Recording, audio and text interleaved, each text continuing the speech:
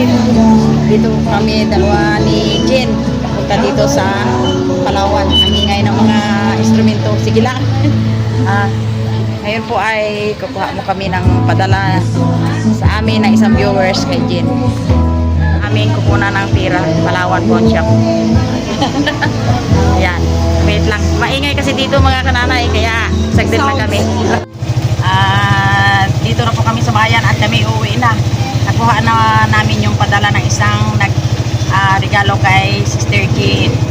Ngayon po ay makita nyo mamaya ang mga binili namin sa bahay na kasi mahirap naman kami dito mga kananay mag-video dahil nasa biyahe pa at bawal naman po mag-video sa binibilihan namin.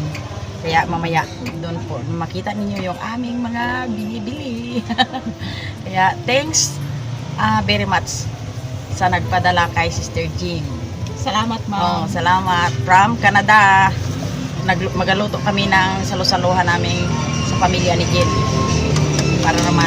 At saka mga kananay, kami po ay pumili kanina ng vitamins ng mga bata. Vitamins ni Jen. Kita niyo po mamaya pag-uwi. Para daw tumaba. Kaya lalo na si Mark. Oo. Binilhan ko yun ang vitamins. Mga kananay, itong mga apo ko na anak ni Jen, ang papayat naman talaga. Ang papayat. Para tumaba. Payat rin kasi ang nanay. Hello mga kananay. Ngayon po, nakarating na kami ni Jen sa kanyang bahay. Ito po yung mga binili niya na yung pinadala na pira kay Jen. Ay salamat po ma'am sa iyong padala at ito'y binili niya ng iba yung pangailangan sa bahay. Kaya yan. Ito po. Tsaka po, Sister Jen ay nagbili po ng vitamins. Vitamins sa bata at sa kanya.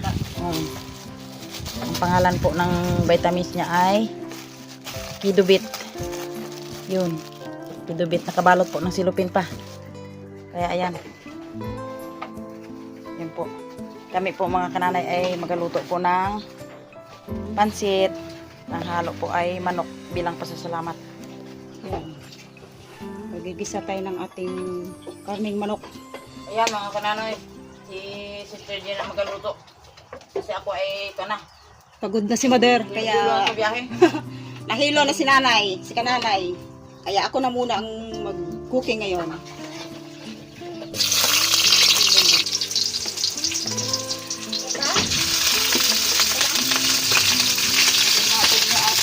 Manok na, maling manok na ito.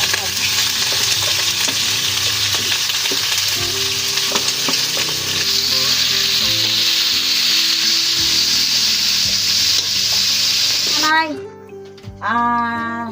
luto na po yung aming inihanda na pagkain, merienda dahil kanina po ay galing kami sa bayan ni Sister Jen. Alam mo kung ano mangyari sa amin ay kagabi kasi na pagkagising ko nakita ko yung aking cellphone. Aba, ay may bagong viewers ko na hindi, bago ko lang kilala. Ang sabi niya, pahingi daw siya ng ng complete address at pangalan ko. Kasi daw ay magapadala daw siya ng regalo kay Jill. At yun, natuwa ako ng pagkaumaga. Nilista ko lahat yung aking mga pangalan, address at cellphone number. Pagka maya-maya mga alas 3, yun, nagtunog yung aking cellphone. Nakita ko sa messenger, ay yung pala sa Palawan na. Nakatanggap po si Sister Jean ng pira galing sa viewers na sponsor ng ating viewers na galing sa Canada. Shoutout po sa iyo ma'am. Salamat po kami. Ano masasabi mo Sister Jean? Kurang tuwa ko nga, ayun, kasi yung Pasko ay dito magasapit na sa atin sa Pilipinas. Hindi ko akalain na papadalhan ako ng taga-ibang bansa na ng halaga, malaking halaga sa akin. Kaya sobrang tuwa ko, sumama po talaga ako kanina. Yan, ay hindi ko po akalain na may magpadala sa akin ng ganon. Kaya sobrang saya ko talaga. Ma'am, hindi ko man po kayo lubos na kilala o kahit man ako, hindi ko po akalain na kahit yung saglit lang natin na hindi man tayo talagang, ibig sabihin na talagang magkakilalang matagal. Nagpapasalamat po ako sa inyo kasi binigyan po kayo ng puso ni Lord na o pagbigay na binigyan niyo po ako. Maraming salamat po, ma'am. ang ginawa po ni ni Sister Jean dun sa yung ibang pira na binigay ng ating viewers na taga Canada ay binili niya ng kumpletong gamit sa Opo. anong Grocery gamit po, sa yung loob ng grocery bahay. sa kanya sa loob ng bahay. Ayun, ang hero Saka, din. yung Oh. iba po ba, may tinabi ko Oh. para, yun po ay, one ko na mapalago ko kasi, yun nga po, kailangan ko rin, kumbaga ay maghanap buhay. Oh. Upang para sa aking mga anak, Yun. hanggat malakas pa, ay kailangan maghanap buhay. Oh, yun. Kasi, yun nga po, anak ko sa inyo. Salamat, maraming Talagang salamat, ma'am. Masaya ang Pasko ko sa Oh, pinadala niyo sa maraming akin. salamat sa inyo, Sa buong pamilya sa inyo mga namin. lahat ng mga viewers. Salamat sa inyo. Ngayon po ay nagluto Sister Jean ng kaunti, yung aming Ang merinda na pasalamat sa nagbigay sa amin at una-una kay Jesus na ginamit siya na kung paano si Jean ay Opo, ma'am. pagpalain. God bless po sa inyo. God bless po sa inyong lahat, mga kananay, lahat ng mga viewers lahat po, ko. Sa lahat ng viewers ni Kananay. Oh, Ayan. subscribers sa lahat Opo, ng God mga bless sa po sa channel ng inyo. aking mga anak. Opo. Shout out po sa inyo dyan. Kami kakain muna. Okay. Salamat, oh God, sa lahat ng pagpapala mo araw-araw sa amin. In Jesus' name. Amen. Oh, kain na tayo. Mga kananay, kain po tayo. Simple lang po ang aming merinda. Pansit na ang halo ko ay Tinapay. karning manok. Yun. Okay lang na. Ay, yun na yung tinapay ko. Oh, sige, sige. Sige, iyon ang nakiilang. Hindi, sobra talaga ako. Ayaw ko kumain ng tinapay. Puro karne Ayan, ang oh, yun na. Oh, ayan, upansit pa kumain. Okay, ang pansit ay kahit ano na. Sa akin, tinapay talaga sarap. Like this viewers. Ayoko na. Ubus mo yung video Hindi ako makain.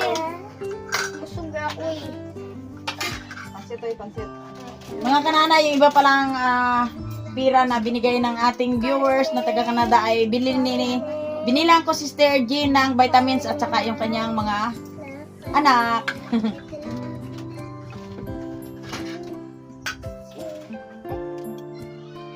Ano yun? Ano? Ano yun? Kain mo na lang.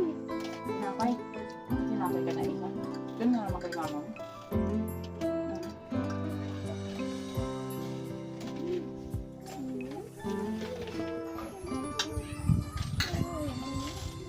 Sarap. Sarap talaga. Hinanay mo pa. Ito pansit pa pala. Malabo, oh, malabo. Hindi mo pa ikot at tulak.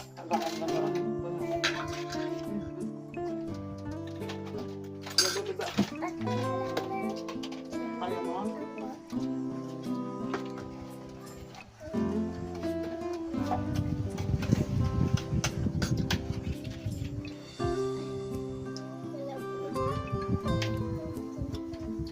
Singdam. Tutus ka natin. Ano ito din? Ano ito?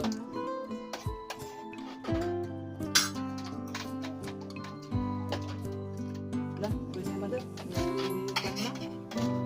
Babay mo tayo. Mga kananay, kami po ay yung aming almusal kasi ay yung napakasimple pero masarap. Ngayon po ay hanggang dito na ang aming pagkain at next namin na gagawin. May gagawin pa po kami pagkatapos ng merienda. Bye-bye! Bye-bye! Mga kananay, tapos ko ng kain ay mag-aabono muna ako ng aming tanim ni Sister Gina. Sitaw. Ito po. Abuno po ako ng sitaw. Ayun. Tayo pa sa kabila.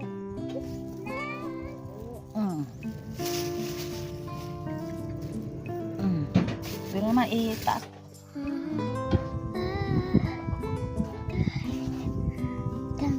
Yan na lang.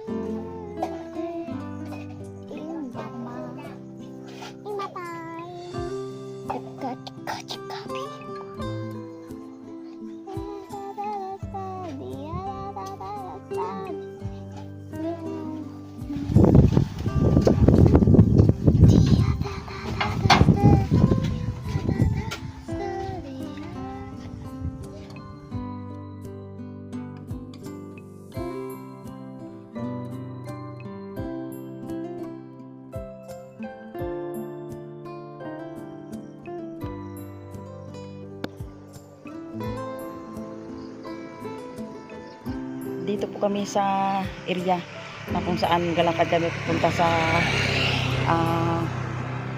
yung tindahan na pinagkautangan ng asawa ko. Yun ay utay-utay doon yung bayaran. Oo, kasi dito sa mundo pag ikay may utang at napabayaan mo magbayad ay mahirap na. Ikay mamalasin sa iyong hanap buhay. Kaya yan ngayon si Sister Jean ang nagabayad ng mga pinag-uutangan ng kanyang asawa. Kaya punta po kami doon ngayon. Yan, lakad-lakad lang kami sa tabi ng kalsada. Yan. Yan. Mahirap talaga pag ikay nagkautang at tapos pababayaan mo. Ay minsan ay magagalit sa iyo ang tao.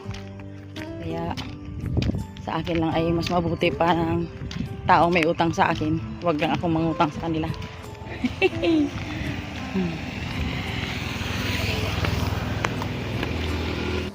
Yun mga kananay. Yun yung mga tao doon at bata na nag-standby dyan sa unahan. Dyan sa tindahan na yan, dyan nagkautang si Jean. Pagkagaling namin ni Sister Jean na nag-jogging kami doon sa binayaran niyang utang ay dito ulit kami sa bahay. Isprayan namin ng insecticide yung sitaw dahil may mga aphids na po na dumadako. Yan po. Kailangan talagang alagaan ang isang tanim para mapakinabangan mo mga kananay. Yan.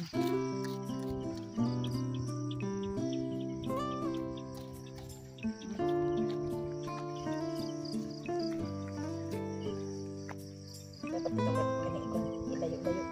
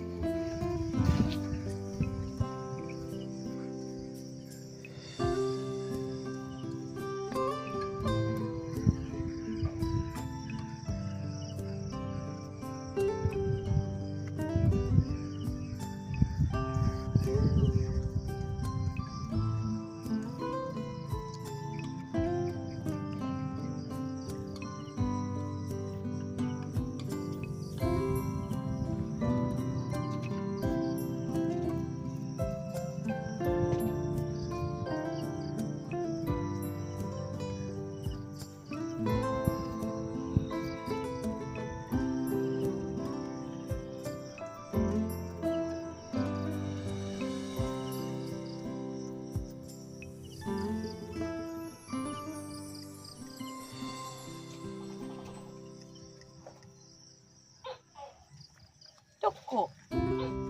Tuko. Tuko. Yun oh. Nag-ano na. Na-start na siya ng sira ng dahon ng sitaw.